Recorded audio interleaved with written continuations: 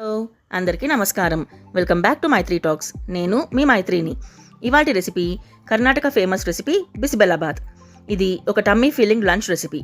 ఇలా చేసి చూడండి, పర్ఫెక్ట్ బిసిబెల్లాబాత్ని మీరు ఎంజాయ్ చేయొచ్చు. ఇక్కడ చూపించిన మెజర్మెంట్స్తో చేస్తే హ్యాపీగా ఒక 7 to 8 మెంబర్స్ తినేయచ్చు.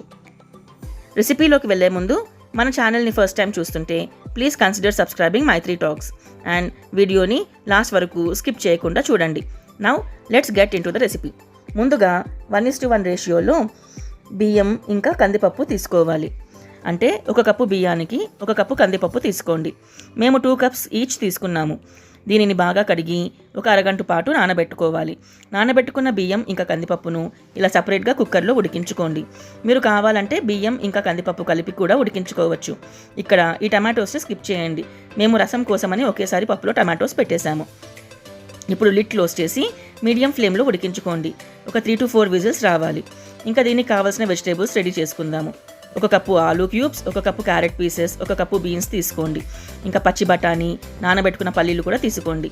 ఇంకా కావాలంటే మీకు ఇష్టమైన వేరే వెజిటేబుల్స్ ఏదైనా తీసుకోండి. ఇవి కూడా ఒక 2 విజిల్స్కి ప్రెషర్ కుక్ చేసుకోండి. ఇలా బియ్యము, పప్పు, కూరగాయలు సపరేట్గా ఉడికించుకోవడం వలన బియ్యం మరీ ముద్దగా కాకుండా మెతుకుగా తెలుస్తుంది. మనం తినేటప్పుడు బాగుంటుంది. నెక్స్ట్ చింతపండు గుజ్జుని రెడీ చేసుకోండి. ఇప్పుడు ఈ ఉడికించుకున్న కూరగాయలలోకి ఉడికించుకున్న అన్నము, కందిపప్పును తీసుకోవాలి. ఇందులోకే తగినంత ఉప్పును కూడా వేసుకోండి. ఇప్పుడు 1/2 కప్పు చిక్కటి చింతపండు గుజ్జులోకి 1 టీ స్పూన్ బెల్లము, 4 నుంచి 5 టీ స్పూన్ల బిసిబెల్లాబాత్ పౌడరు, 2 టీ స్పూన్ల రెడ్ చిల్లీ పౌడర్ తీసుకుని అంతా బాగా మిక్స్ చేయండి. బెల్లం వేసుకోవడం వలన మనకు పులుపు, ఉప్పు, కారం ఏమైనా ఎక్కువ తక్కువ ఉంటే అడ్జస్ట్ అవుతుంది. బిసిబెల్లాబాత్ పౌడర్ రెసిపీ కావాలంటే కామెంట్స్లో తెలపండి. నెక్స్ట్ టైం చేసి చూపిస్తాను. ఇప్పుడు ఇదంతా బాగా మిక్స్ చేసుకోవాలి. ముందుగా ఉడికించుకున్న అన్నం, పప్పు, కూరగాయలలోకి ఈ మసాలా పేస్ట్ని వేసుకుని బాగా కలుపుకోండి.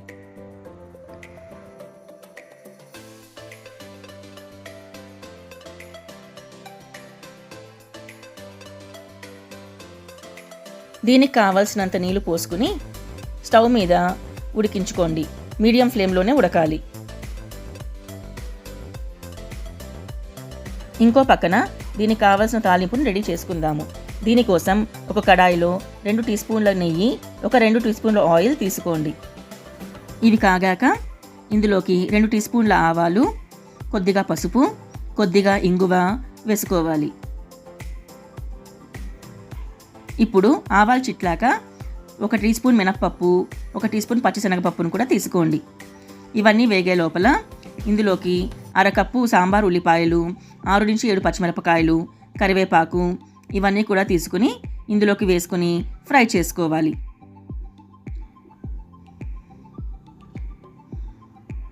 ఉల్లిపాయలు, పచ్చిమిరపకాయలు వేగాక ఒక క్యాప్సికమ్ని ఇలా క్యూబ్స్గా తరుక్కుని వేసుకోండి. క్యాప్సికమ్ వేయడం వల్ల బిసిబెల్లాబాత్కి మంచి టేస్ట్ వస్తుంది. ఇవన్నీ వేగుతుండగా ఇప్పుడు ఒక టమాటోని ఇలా పొడవుగా కట్ చేసుకునేసి ఇందులోకి వేసుకోండి.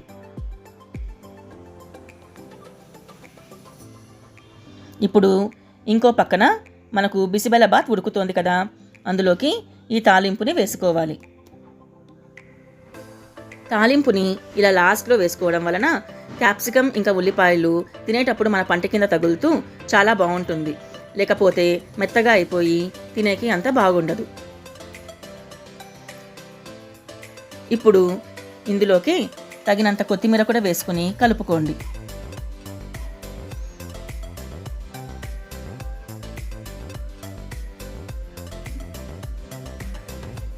కొద్దిగా నీళ్లు వేడి చేసుకుని పెట్టుకోండి. మధ్యలో అవసరమైతే ఇందులోకి పోసుకుని కలుపుకోవాలి. ఎందుకంటే బిసిబెల్లాబాత్ కొద్దిగా లిక్విడ్ కన్సిస్టెన్సీలోనే ఉంటే బాగుంటుంది. చూస్తున్నారుగా, ఈ కన్సిస్టెన్సీలో ఉంటే బాగుంటుంది. ఎందుకంటే ఒక 1-2 గంటలైనాక మనకు బిసిబెల్లాబాత్ చిక్కబడిపోతుంది. అంతేనండి, ఒక 6 నుంచి 7 నిమిషాలు లో ఫ్లేమ్లో ఉడికించుకుంటే ఎంతో యమ్మీగా ఉండే బిసిబెల్లాబాత్ తయారయ్యింది. ఈ బిసిబెల్లాబాత్ని కారా బూందీతో కానీ రైతాతో కానీ తింటే చాలా బాగుంటుంది. నచ్చితే ఈ రెసిపీని ట్రై చేయండి. తప్పకుండా ఎలా కుదిరిందో నాకు కామెంట్స్లో తెలపండి. Thank you for watching.